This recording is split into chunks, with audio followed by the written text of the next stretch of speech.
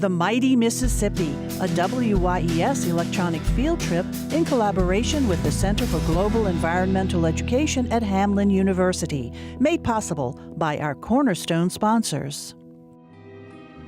The Historic New Orleans Collection, a museum, research center, and publisher dedicated to preserving our area's distinctive history and culture. Details on current exhibitions, books, and programs available at hnoc.org. And by the Arlene and Joseph Miro Charitable Foundation, dedicated to improving the quality of life in St. Bernard Parish and implementing innovative strategies to creating lasting positive change for the entire community. With additional support from the City of New Orleans and Edward Wisner donation. Take me down to the river, gonna set my spirit free. It builds from a depth of a wading pool to a deep channel of up to 200 feet as it rolls through the middle of America. It provided spiritual guidance as well as nourishment for Native Americans who settled its shores and traveled its waters. European explorers claimed it, named it, and controlled it. But in the words of Mark Twain, who was raised along its banks, the Mississippi River will always have its own way. No engineering skill can persuade it to do otherwise. Today, we've become more skilled at trying to tame it, but the river always dictates the terms. It's muddy, it's powerful. It's the mighty Mississippi. Welcome to the Miro Foundation's Dockville Farm in Violet, Louisiana, in beautiful St. Bernard Parish. We're located on the banks of the Mississippi River as it nears the end of its more than 2,000-mile journey, from the northern part of the country in the state of Minnesota to the southern tip of the Louisiana Delta before spilling into the Gulf of Mexico. Hi, I'm Tom Gregory. The mighty Mississippi is one of the largest rivers in the world, and it's helped build our nation by serving as a major transportation artery, moving the things that people need to live, like wheat and grains coming downriver, to fuel for energy that makes its way upriver, keeping the power on and our cars running. During this field trip, you'll be able to send in questions by emailing us at fieldtrips@wyes.org. Plus, we'll also have a few questions for you to answer. You'll first need to text WYES FIELDTRI 069 to 22333, and you'll be set up to send in your answers. You can also respond right on your computer. The Mississippi River has shaped so much of how we live in this country. It's played a big role in our history, in our culture, and in our economy. The muddy Mississippi begins its journey, spilling over rocks at Minnesota's Lake Itasca to form a knee-high, crystal-clear stream that you can walk across. It expands to 11 miles wide while still in Minnesota. By the time it travels more than 2,000 miles past the Louisiana cities of Baton Rouge and New Orleans, it's about 1.5 miles wide and is loaded with dirt from the land it drains, reaching a depth of almost 200 feet before its final 100-mile stretch to the Gulf of Mexico. The Mississippi touches 10 states on its journey. Its watershed, the area drained by the river, and its tributaries cover about 40% of the continental United States. That includes parts of 31 states and 2 Canadian provinces, making it the third largest watershed in the world. The river was the nurturing force in the lives of Native American tribes, where they created a complex culture and cities populated by as many as 20,000 people. Later, the river became a focus of European explorers, like Spaniard Hernando de Soto, the first European to reach the river in 1541. In 1682, French explorer René Robert Sieur de la Salle claimed the Mississippi River basin for France. Countries competed for control of the river. Then, in 1803, France sold a large section of the river's watershed to the United States in the Louisiana Purchase. President Thomas Jefferson recognized how important the river was to expanding the nation, and the river remains a vital natural resource and an essential part of the country's culture and economy. It's also an important refuge for wildlife. It attracts 40% of North America's migrating birds and waterfowl, and 1/4 of all freshwater species make their home in the river. The Mississippi River Delta, formed near the end of its journey, is one of the world's major delta systems. Over many years, the river has changed shape and direction. Annual river flooding deposited the sediment, or dirt and clay carried in the river, and shaped the delta. But the land which forms Louisiana's coast is now threatened due to erosion caused by storms and saltwater intrusion, and subsidence, or sinking, and the disruption of the sediment deposits due to flood protection projects. There's a lot to learn about the river, and our student reporters are going to take you to where it begins all the way down to where it drains into Louisiana's swamps before spilling into the Gulf of Mexico. Ellie and Nora will bring us to the headwaters in Minnesota. Kelsey cruises the river in New Orleans, and James ventures into the swamps to get up close and personal with some alligators.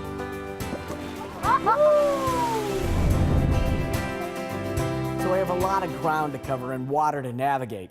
First, a question for you. French explorers named the river Mississippi, drawing from various names Native Americans called it, which meant A, winding water, B, great river, or C, place to sip water. Text your answers to 22333. We'll find out the correct answer after we go to the headwaters at Lake Itasca with Ellie and Nora.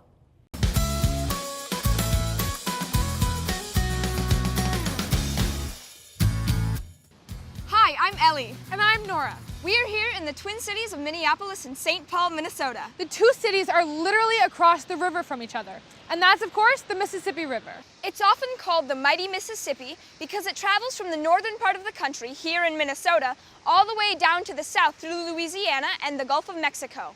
The river begins its flow at about 6 cubic feet per second and ends up at about 600,000 cubic feet per second by the time it reaches New Orleans, Louisiana, traveling over 2,300 miles. 1 cubic foot equals about 7.5 gallons. Just think of how many gallons of milk that would be in your refrigerator at home.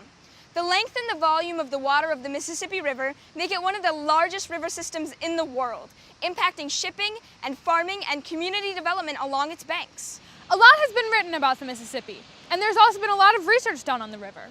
And here in the Twin Cities, there is a place that studies rivers like the Mississippi and celebrates the many ways that they're important to people, society, wildlife, in fact, many of the Earth's essential natural systems. It's called the Center for Global Environmental Education at Hamlin University. Let's head over there to see what more we can learn about the mighty Mississippi. One of the many projects at the center is a multimedia program called Waters to the Sea, which helps students explore how the Mississippi and other rivers interact with humans. We're going to meet up with the center's assistant director and associate professor, John Shepard, to find out more about this amazing river. Hey, you guys, welcome to the center. Hi, John. It's nice to meet you. This all looks really cool. Yeah, Could you tell us more about what goes on at the center? good question.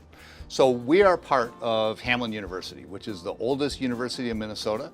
And what we really focus on is helping K-12 students and teachers and members of the general public understand humans and their relationship to nature. For example, we want people to think about and understand the fact that if it rains here in St. Paul on the university or at your house, that rainwater flows untreated into the Mississippi River, and it flows downstream in the river. 17 million people rely on that river for their drinking water. So we want people to really understand that. Why is it so important to know about the Mississippi? One of the important things about the Mississippi, one of the things that makes it so amazing, is the size of its watershed. What is a watershed? Good question. So you think about a river usually as this ribbon of water, but in fact, it is much more than that. It is the entire landscape everywhere around it where waters drain into the river. And in the case of the Mississippi, it is huge. So it goes all the way from the Rocky Mountains in the west to the Appalachians in the east. All the rain that falls on that land, the snow that melts in the mountains and stuff, all that flows across the land into tributaries, the Ohio, the Tennessee, the Missouri, into the Mississippi, and finds its way to the Gulf of Mexico. It is a huge watershed. So that's one of the things that makes the Mississippi extraordinary. It's also a corridor for wildlife. I think of it kind of as the lifeblood of the planet, but it even goes deeper than that. So do you happen to know how much of your body is made up of water? About 60%, right? That's right. You live in the Twin Cities here. In the Twin Cities, we get our drinking water from the Mississippi River. So 60% of you is the Mississippi River. You are the Mississippi River. I like to think about a raindrop that falls at the place where the river starts. Lake Itasca, that raindrop takes 90 days to find its way to the Gulf of Mexico. You know, Lake Itasca at the headwaters of the river really isn't very far away. Would you guys be interested in checking that out? Yeah. Sure. Road trip!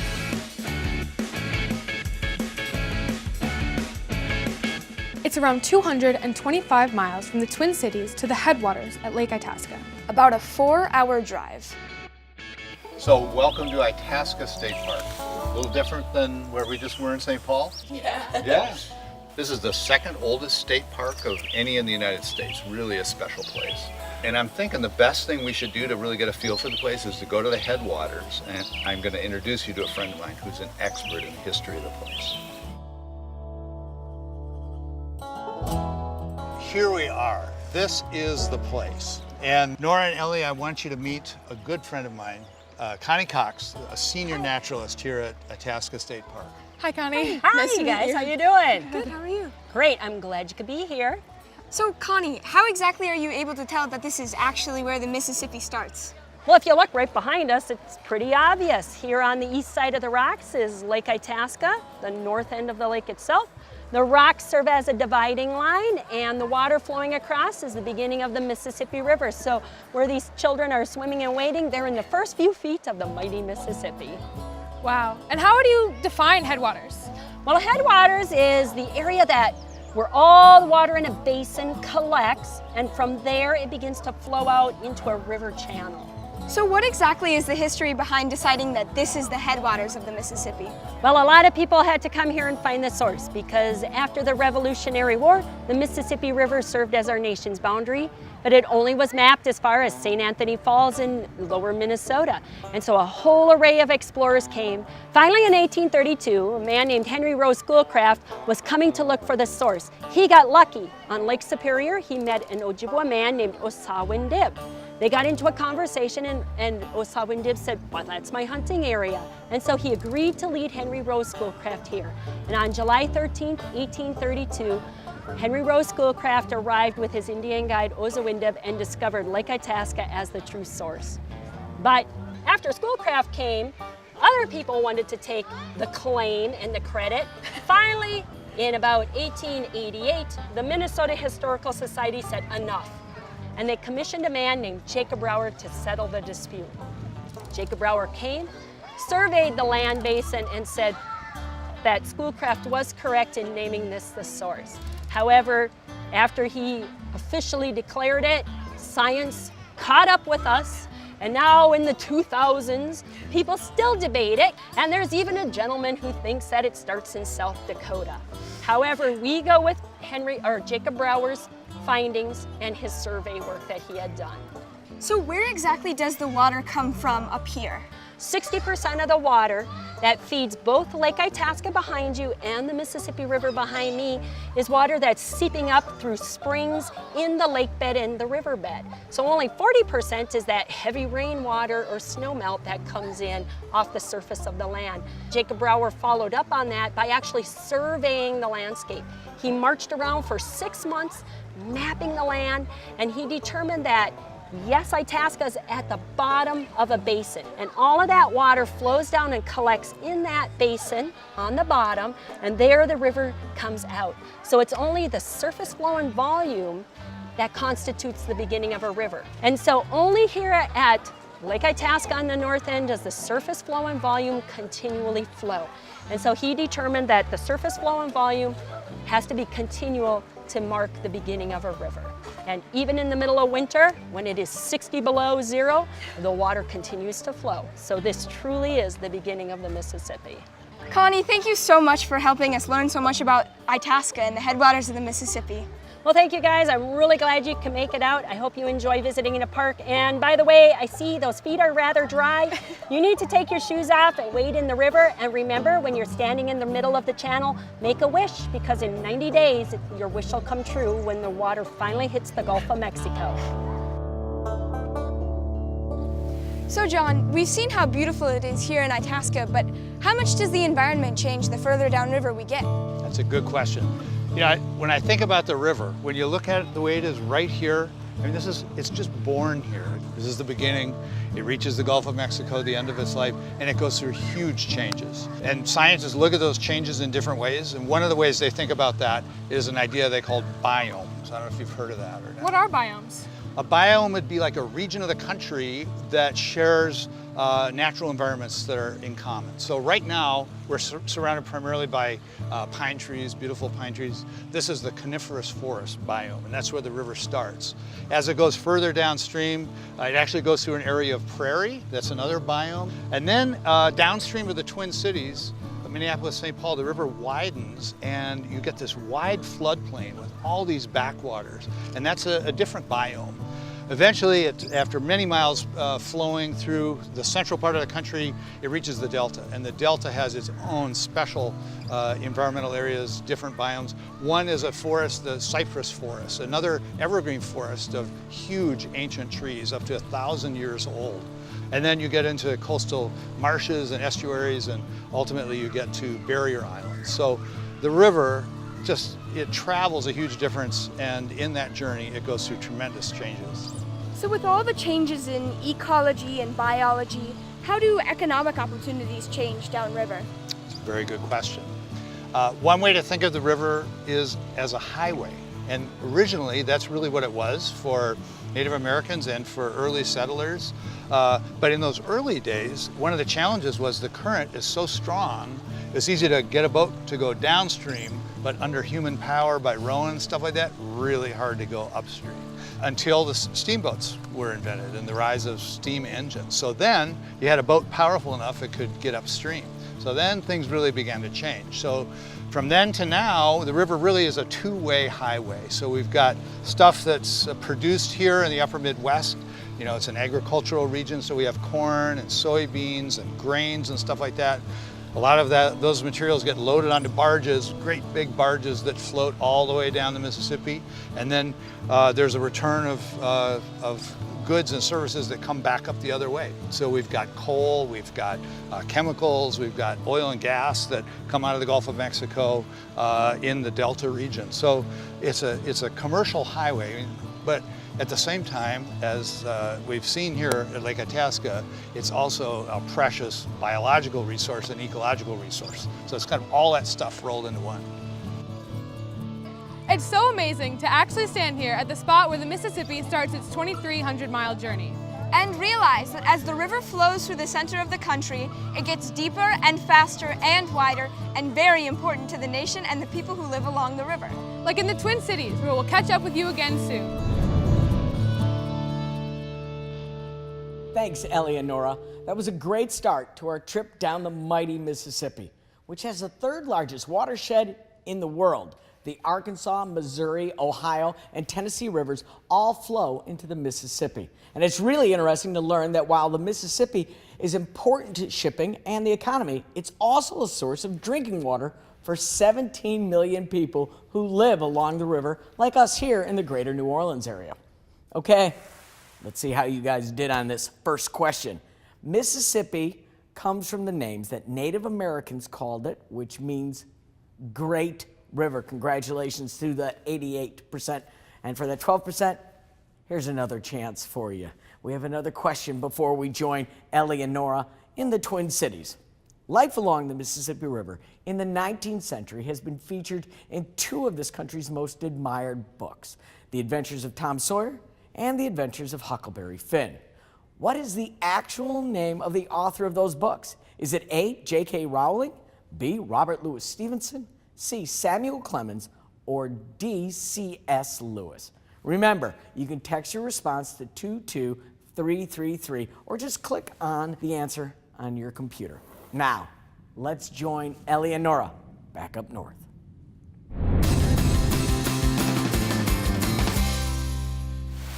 From its headwaters in the pine forest of Lake Itasca, the Mississippi River flows nearly 500 miles before reaching its first major metropolitan area, the Twin Cities of Minneapolis and St. Paul, Minnesota. And as it passes through the Twin Cities, the river goes through more changes than any other stretch along its 2,300-mile course. We're here in Minneapolis at St. Anthony Falls, the only large natural waterfall along the entire river. This is so amazing. What part did the river play in the settlement of the Twin Cities? Well, you could really say that the river gave birth to both cities, but in a different way for each one of them.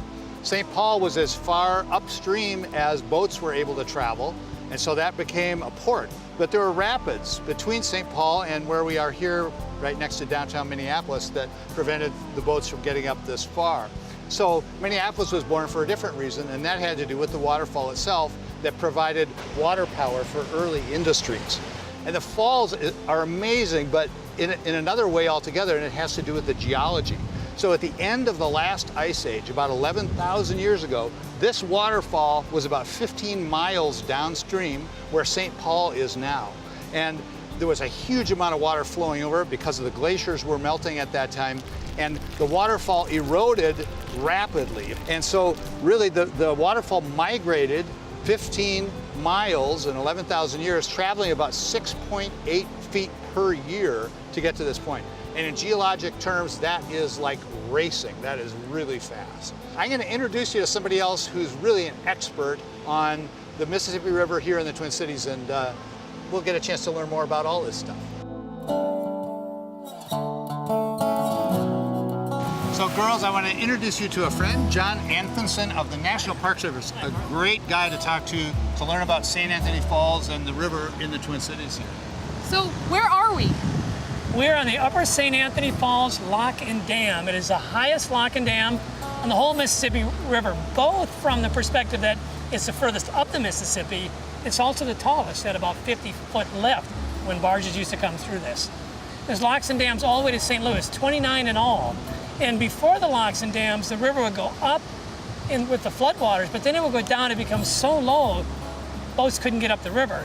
So they had to build a whole series of locks and dams, that kind of like a stair step that lifted the boats all the way up to St. Anthony Falls. At St. Anthony Falls, there's such a steep grade here. It's got to get above St. Anthony Falls that here we needed locks just to lift boats up over and above the falls. What role did the river play for industries? For Minneapolis, it really gave birth to the city. There are two principal commodities, timber first, and you need to build your city, and we had lots of timber north on the Mississippi, and you could float it down the river, and they could run the sawmills with the power of the river. Flour milling was really took over here. Started in the 1850s, by 1880, it begins leading the world in production, Minneapolis does. And for the next 50 years, Minneapolis is the top producer of flour in the country and at times the world because of the power of St. Anthony. Are there any invasive species that come along with the Mississippi? You know, the Mississippi River can take a lot of commerce and your boats can come up, but so can fish. And so there's a species called Asian carp. There's 4 of them, bighead, silver, grass, and black. And they take away different parts of our ecosystem and are competing with our native fish, and they are coming up the Mississippi River right now. Yeah, and we're in a national park? Yeah, the whole Mississippi River through the Twin Cities, 72 miles, is a unit of the national park system. So hearing what you're saying, John, just reminds me of how much our relationship with the river has changed here in the Twin Cities. You know, in the early days, the river was just so important for St. Paul and Minneapolis, and then as industry changed and commercial navigation changed, in some ways we turned our back to the river, and now it's a national park. Now the community is kind of embracing this river again. I just think that is so cool. So thanks for sharing that. Great story. Thank you both for helping us with everything that we've learned. We've learned so much about this amazing river. We've seen how the upper Mississippi River has shaped cities, communities, and industries. And as we continue to travel down it, we'll see how it shapes lifestyles and commerce all the way down to the Gulf of Mexico. So enjoy your trip down the Mississippi. Thanks again, Ellie and Nora. So far, our trip has taken us to the Twin Cities of Minnesota, but we have more than 1,500 miles to go.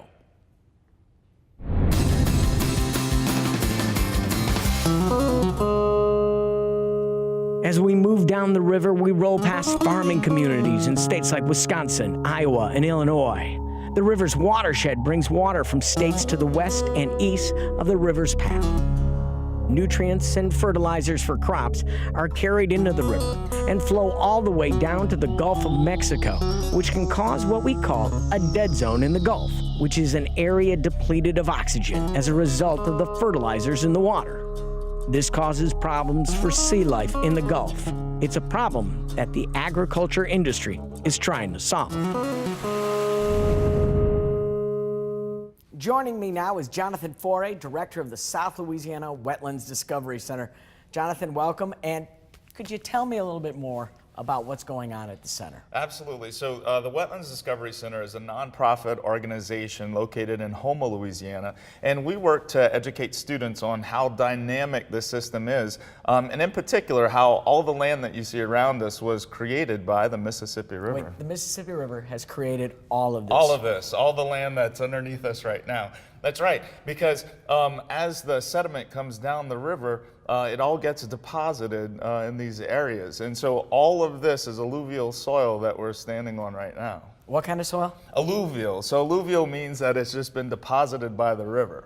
And how does this get deposited from the river? Sure. So it all starts up north. And so when the snow melts or when it rains, all of the sediments go into the river and then come down the Mississippi. And I mean, the challenge for us now is that we don't get as much sediment as we used to because there's a lot of systems of locks and dams that keep the sediment from getting to us.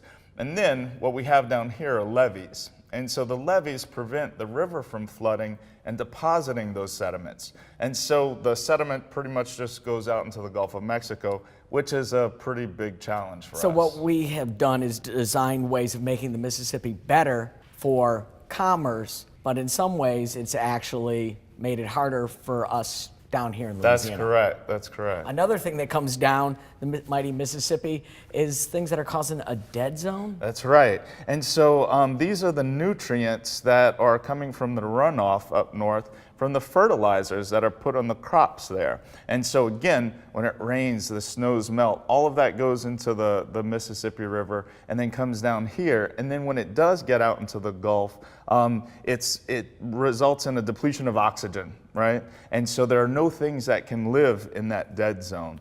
And so all of the fish and the shrimp and whatnot sort of have to figure out a different place to go. That's also a challenge for us. We've actually got a question about the dead zone from one of our viewers.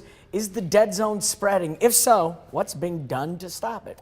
So each year we have a different size of a dead zone. And so largely it's about how much fertilizer that's being used up north and how much snow melt is taking place and how much rain is taking place there. Because when there's a lot more rain and a lot more fertilizer, all of that comes down the Mississippi and creates a larger dead zone. So a way that we can prevent that from happening is if the folks up north growing the crops, there's something called cover crops. And so they'll put those crops on the land that are growing all the time so that there's not as much runoff of those nutrients in the sediment into the river. So that helps us out to create a smaller dead zone each year. The more we learn, the better it is. That's it. That's Time right. to learn some more. We have another question from one of our viewers.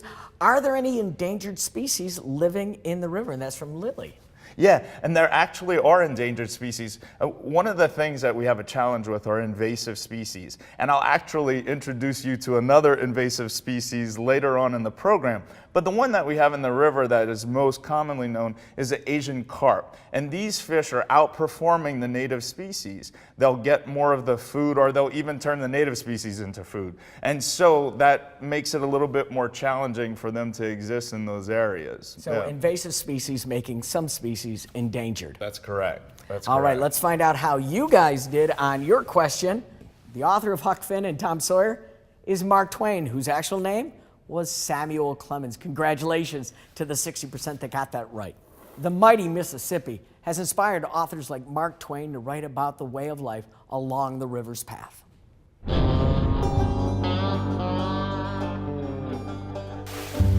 Mark Twain drew from his own boyhood experience when he lived in a small town in Missouri along the Mississippi. As an adult, one of the jobs he held was as a steamboat pilot. Since Mark Twain's day, engineering projects have been introduced on the river so that big ships and barges can navigate its muddy waters, which is important to the nation's economy. 60% of the nation's grain and 20% of the coal is shipped on the river through Louisiana's ports. Over 500 million tons are moved on the lower Mississippi each year. Steamboats powered by steam engines made it possible to travel upriver and expanded navigation and the movement of cargo on the mighty Mississippi. Today in New Orleans, the steamboat Natchez still rolls up and down the river. Our next reporter, Kelsey, who lives in St. Bernard Parish in Louisiana, takes us on a steamboat ride. Hi, I'm Kelsey, here on the riverfront in the New Orleans French Quarter on board the steamboat Natchez.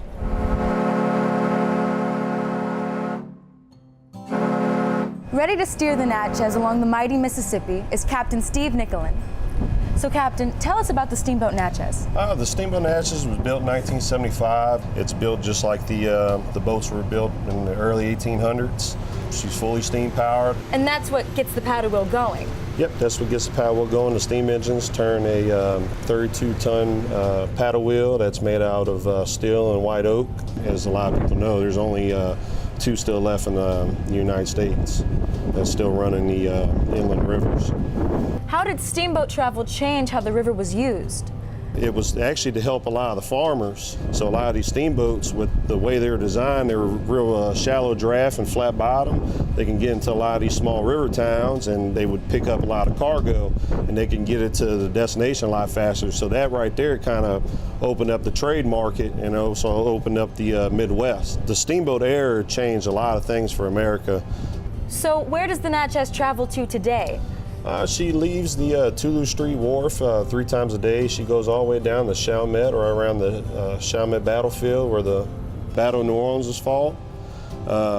We turn around then and head back up the river. We go through the general anchorage where we actually see a lot of the anchored ships. From that point, they go from there up to the G&O Bridge where the Natchez turns around, and on the way back in, you know, she plays a traditional tune on the calliope, and we also give a traditional landing whistles to get her back into the dock.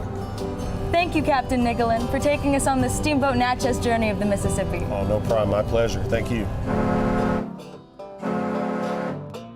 Steamboats increased river traffic. Towns grew and ports were established to handle the river commerce. The city of St. Louis became a major port in the nation's midsection. It's the northernmost ice-free port on the river. The 29 locks and dams on the Mississippi River end at St. Louis.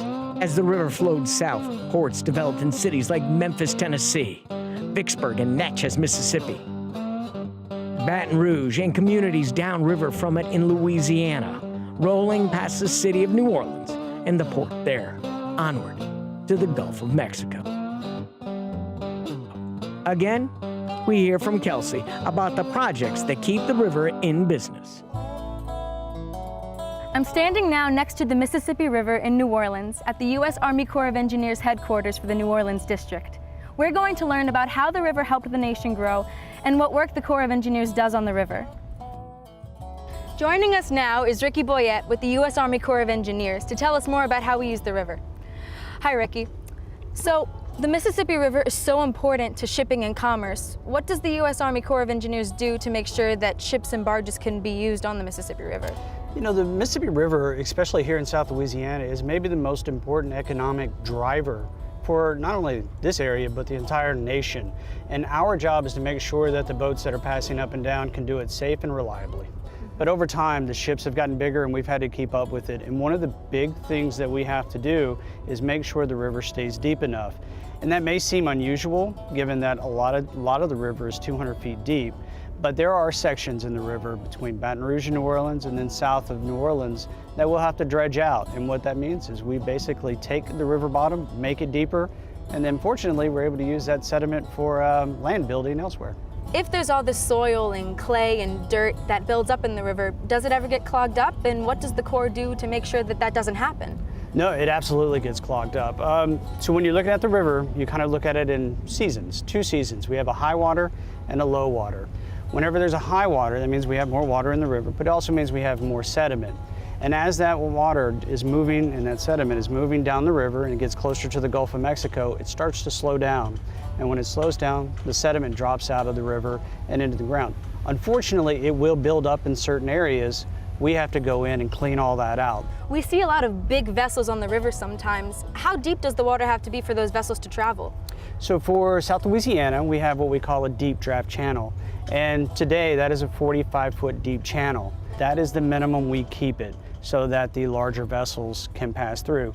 Interestingly enough, we're going to bring that down to 50 feet, and that's going to allow us to pass vessels that usually use like the Panama Canal and these massive vessels to become all the way up to Baton Rouge. So where can those bigger vessels travel, and what parts of the river do the smaller vessels travel on? Sure, so with the southern Mississippi River, from the Gulf of Mexico to Baton Rouge, then we have a 45-foot channel. And what that means is that the tankers, the big vessels, the things you think of, the big ocean going, they can go all the way up to Baton Rouge. For the Baton Rouge Bridge north, we have what we call a shallow draft channel, and that means that it's at least 12 feet deep. And the vessels that usually use it are your towboats, your barges, smaller things that can bring the commerce out of the Midwest. They bring it to Baton Rouge or south. That's when we load it on the big boats and get it out into the rest of the world. And what kind of products are exchanged on the mighty Mississippi? What goes upriver and what comes downriver? The Mississippi River is really the avenue for the Midwest to reach the global economy. So everything from your Illinois and Missouri and all of these interstates, they put their commerce, whether it's agricultural, petroleum, coal, you name it, it comes down. But then all the items that the inner part of our country needs to import, they bring up through the Mississippi River. And that's why you'll have 4 of the largest ports in the country right here on the Mississippi River in South Louisiana. And if you take them combined, they equal the 3rd largest port in the world. Thank you, Mr. Boyette, for teaching us a little bit about the work that's done on the river. As you can see, the Mississippi River really does have a big impact on our everyday lives. The U.S. Army Corps of Engineers is involved in flood control projects, like the one between New Orleans and Baton Rouge, called the Bonnie Carey Spillway. When the river gets too high, the spillway is open to send some of the high water into Lake Pontchartrain, which is what happened in the spring of 2018. The Corps has also constructed miles of levees along the banks of the river to protect towns and cities from the rising river. Another big job for the Corps?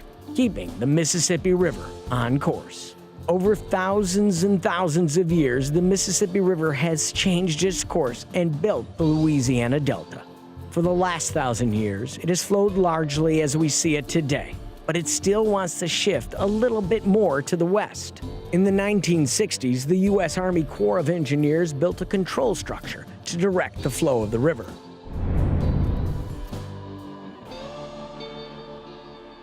It's not easy to control the mighty Mississippi. Over many years, it built a delta by leaving behind sediment deposits when it overflowed its banks. But flood protection projects like levees have interfered with the process, causing serious land loss. Louisiana now has a coastal master plan to combat the loss and carry out land building projects. Here in Louisiana at the LSU Center for River Studies in Baton Rouge, scientists have developed a model of the river to better understand how to plan projects that can capture and use that sediment to rebuild the Louisiana coast. So over the past 80 years, Louisiana has lost over 2,000 square miles of land. Hi, my name is Rudy Semino. I'm an engineer manager with the Louisiana Coastal Protection and Restoration Authority. So to help restore our coast, we need projects that help build and sustain the most land possible moving forward over the next 50 years. So the Coastal Master Plan is our blueprint for building, sustaining, and restoring coastal Louisiana. It's a $50 billion plan. Here at the LSU Center for River Studies is the Lower Mississippi River Physical Model. I'm Clint Wilson, Director of the LSU Center for River Studies, and I'm running the research program using the Lower Mississippi River Physical Model. The river model was developed in a collaboration with the Coastal Protection and Restoration Authority. It's being used to help the state understand the water flows, how high or how deep the river is, and at different times of the year, and how that will help them plan and design their coastal restoration projects. The river model represents approximately 200 miles, the lower 200 miles of the Mississippi River. So 1 year in the Mississippi River can be reproduced on our model in approximately 1 hour. And that's important for us to be able to understand when a lot of water comes down the river, how high the river gets. In addition to understanding the way the water's flowing down the river, we're really interested in how the sediment moves down the river. And by sediment, I'm talking about clays, silts, sand, mud. All of that's moving down the Mississippi River. The benchmark of the master plan are sediment diversions because they take advantage in a reestablished natural processes using the Mississippi River to put the Mississippi River back to work to rebuild the land that it once built. That's why this model was built, to study and analyze those sediment diversions. So what we're going to do is actually remove a part of the Mississippi River levee, and then we're going to place a giant concrete gated structure where that levee was. And then at certain times of year, we're going to open the gates and flow water and sediment through a man-made canal into the wetlands. Sediment diversions is a very strategic way of reintroducing water and sediment into the wetlands that desperately need it because they're sinking and they're eroding at an alarming pace. And this physical model is one of the tools, one of the science and engineering tools being used to study the reintroduction of Mississippi River water and sediment out into our wetlands. We're back with Jonathan Foray, Director of the Wetlands Discovery Center. Jonathan, one of the keys to preventing wetlands loss is right here in front of us. That's right. And so we had talked a little bit about alluvial soil earlier. And so alluvial soil is it's a little bit fluffier, if you can imagine, because it's all light and it's being deposited. And that's what the soil is all around here. Now, one way that we can restore some of this marshland is if we dredge the Mississippi River and get that sediment and then put it in places where we need it, just like we were mentioning earlier about the sediment diversions. Now, once that land is in place, we have to make sure it stays there. And this is one way that we do that. So these are marsh grasses and trees that we plant in order to hold the dirt in place. People can plant it. These That's are right. natural for Louisiana. Yeah. But so these are we native. can get out there and plant them. Yeah, they're native species. But we have a lot of our students who volunteer with us to actually plant these plants on the newly created land. And this will prevent some of that new soil from washing away. That's right. That's right. It's sort of the roots sort of act like hands to hold the dirt in place. And so that's what's so important about having these around. So this grass is part of the answer to the land loss problem. That's right. That's right. All right, let's get some more answers from you. We have some questions from some viewers right now. What is the difference between erosion and sinking? Yeah, no, that's a great question. And so because, again, we're on alluvial soil, we experience something called subsidence, and that's what we're talking about, the sinking. It's the soil that's sort of compacting. And then with erosion, when we have hurricanes that come in and there's this storm surge and then chunks of dirt sort of fall off into the water, that's what we talk about erosion. And again, the reason why these plants are so important, because if the plants are there with the roots holding the dirt in place, it's less likely for erosion to take place. So you have erosion and you have things sinking. Yeah, subsidence. We've got a lot of challenges here. A lot of challenges. A lot of smart people who are trying to make sure that we can be successful in achieving solutions to those challenges. A lot of questions to be answered, and we have one more question.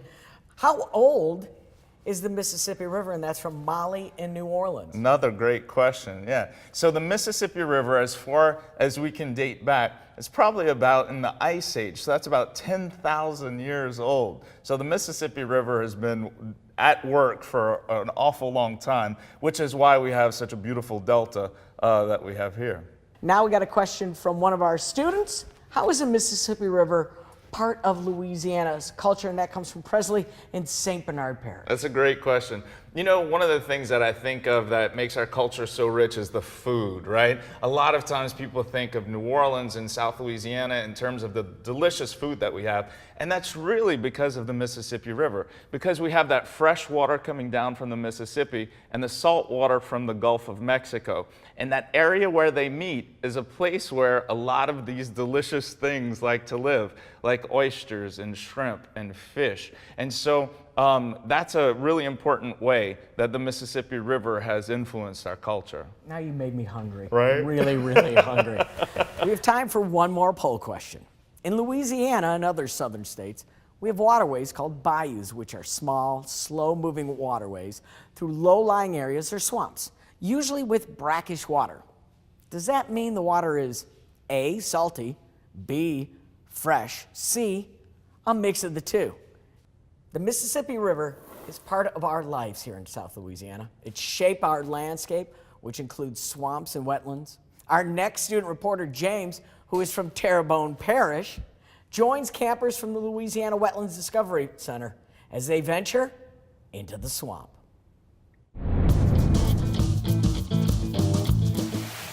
Captain Billy Gaston with a Cajun Man Swamp Tour welcomed James and the campers for a trip along Bayou Black into the cypress tree-lined swamp.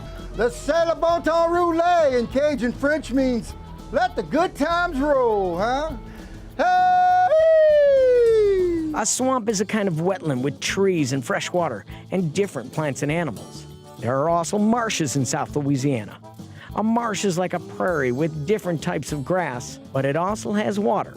Here in Louisiana, marshes are also called coastal wetlands. Let's catch up with James and the swamp campers as they begin the tour. Hi, I'm James, and I'm here in Gibson, Louisiana in Terrebonne Parish about to tour the swamps. We're here with the swamp campers from the South Louisiana Wetlands Discovery Center. Let's go see what we'll find. Maybe an alligator or two? The swamps, marshes, and wetlands of South Louisiana are important not only to this region, but to the entire nation. Here to tell us more is Susan Testereau-Bergeron, the director of the Barataria-Terrebonne National Estuary Program. So Susan, can you explain why Louisiana's swamps, marshes, and other wetlands are so important? Our wetlands are very important for the rest of the nation. They provide food, so our shellfish, our finfish, our oysters, crabs, all of these things are things that people want to eat. But what lies beneath all of this land is a great resource of oil and gas. So the nation depends on us for that oil and gas. So how is this ecosystem related to the Mississippi River? This ecosystem was created because of the Mississippi River. The Mississippi River is the reason this land exists. You're standing on some of the youngest land in all of North America. So can you tell me what is the Barataria-Terrebonne Estuary? The Barataria-Terrebonne National Estuary is the land between the Mississippi River and the Atchafalaya. An estuary is a place where fresh water intermixes with salt water. Our coast really is in danger. We lose about a football field of these wetlands every hour, a little bit more than an hour. I don't understand why the wetlands are disappearing. Well, it's a complicated issue. Our first problem is subsidence. The Mississippi River isn't allowed to overflow its banks anymore, so that's another issue. We've also found out that drawing out oil and gas can create pockets of even more unstable land underneath us and can cause more subsidence rates. We have things like the Nutra, for example. It can actually pull up marsh grasses, and once the marsh grasses are gone, the land underneath will begin to sink. So we have a variety of causes for our land loss. What happens if we do lose the Louisiana coast? Well, let's start with something you and I like. We won't have oysters, we won't have crabs, we won't have shrimp, we won't have those delicacies that we enjoy. But more importantly, we could lose resources that are necessary for the nation. We have some of the biggest refineries in all of the nation right here. You know, we've lost land equal to the state of Delaware here in Louisiana. That sounds devastating, but what can be done to save it? One of the things we can do is marsh creation. We can actually build new marsh. We can build new land. We can plant certain plants to protect that new land. We can build river diversions that bring fresh water.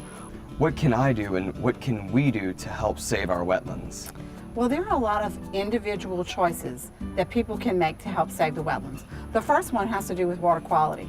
All this water that's coming down to Louisiana needs to be as clean as it possibly can be. People who want to be maybe a little bit more engaged can come down. We have volunteer opportunities with our program. One of the things you can do that maybe students don't recognize is you can read and you can learn and you can become more educated so that when people ask you your opinion, you'll have one and you'll know what you think. Thank you so much, Susan. And now with all this knowledge that I've learned today, I can't wait to get started. Great, we're happy to have you involved. Thank you so much.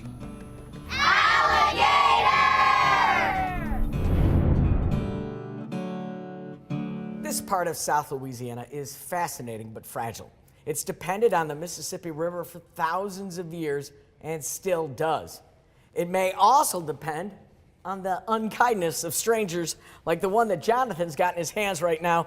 Who is this little invasive species? So this guy, his name is beignet, and you're right, he's an invasive species, so he's pretty terrible for our environment because he eats so much of that marsh grass that we were talking about earlier that we need. Not this guy, he just eats carrots. Just carrots, he's not a meat eater, right? Right, so that's correct, yeah, so you can pet him. He's gonna be Hello, my friend.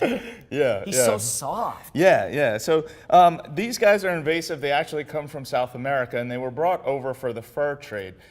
Years ago, people really wore a lot of fur coats, and so their pelts were very important to the economy in the area. But since that stopped, there's been a population explosion of nutria, and they really eat up too much of the marsh, so they're actually pretty bad, even though this guy's cute. This guy's cute. Yeah. Now, some of the other causes for wetlands loss is storms. And saltwater intrusion. So just the same way that these guys eat up those plants, whenever we have a lot of salt water that comes into the estuary, that can also destroy some of those plants. And like we talked about earlier, the roots, if they're not there to hold the dirt in place, it'll just wash away into the water. So we have the land sinking, but we also have water rising. How does that affect? Yeah, so our lands the land is subsiding, so it's sinking, and sea levels are rising. And so we experience what's called relative sea level rise. So we in Louisiana actually experience sea level rise at a much higher rate. So if they say because of climate change that sea level rises are going 2 feet, yeah, so it's a little bit, well, it's not, it wouldn't be that quite, because we don't subside quite that fast, but correct. So we would be experiencing higher levels of sea level than the rest of the country would. Another question that needs to be answered. Yeah, absolutely. We have some more questions that need to be answered. Are there any bull sharks in the Mississippi? That comes from Hudson in Oklahoma. Yeah, that's actually a really good question. We do actually have bull sharks in the Mississippi River. Most of them are to the south part of the river, but there have been bull sharks seen as far up as Illinois. Now, it's not common, but they have been seen that far upriver. So there could be a bull shark right out there right now. Don't go swimming, and we're not going to let beignet go swimming either because he might become somebody's meal. We got a couple more questions from our viewers. What are some of the ways that we can help the Mississippi River? And that's from Barrett in Indiana. Another great question. So because we use the Mississippi River as a drinking water source, it's really important that we make sure that we don't put any pollutants in it. And that can be as easy as not littering, because ultimately you throw something on the ground, it washes into a ditch, it washes into a stream, and then it ends up down here. And so it's really important that we keep all of the litter, all the pollution, and all of the nutrients that we talked about earlier out of the water as well, because we want to have good drinking water. A lot of people have been emailing us about this question. How long would it take to travel down the river? Well, here's the answers. By powerboat, it would take you a few weeks. By kayak, about 2.5 months. And the fastest canoe trip took 18 days. Wow. 18 days. That guy was... I hope he had some snacks. More than carrot. More than carrots, for sure. The answer to our latest poll question about water in the bayous, it's brackish water, which is a mix of salt and fresh. Congratulations to the 77% that got it. And congratulations to all of us, because we did it. Traveled more than 2,000 miles in less than an hour and learned about how important the Mississippi River is as an ecosystem and also as a major transportation system. Teachers for hands-on field-based learning experience about the river and the Louisiana coast, Mississippi River Institutes are offered each summer in Minnesota and here in Louisiana by Hamlin University's Center for Global Environmental Education and the Murrow Foundation. And for anyone who wants to learn more about the mighty Mississippi, be sure to check out the center's Waters to the Sea, Mississippi Adventure online learning program. Go to WYES.org for links to these programs and also educational resources offered by the Barataria-Terrebonne National Estuary Program. And remember, this hour will be archived on WYES.org for viewing anytime. Thanks to Jonathan And beignet, hello, you cute little, I'm glad you only like carrots. And a big thanks to the Miro Foundation for hosting us here at this beautiful location on the Mississippi River at Dockville Farm. And thank you for taking this journey with us down the mighty Mississippi.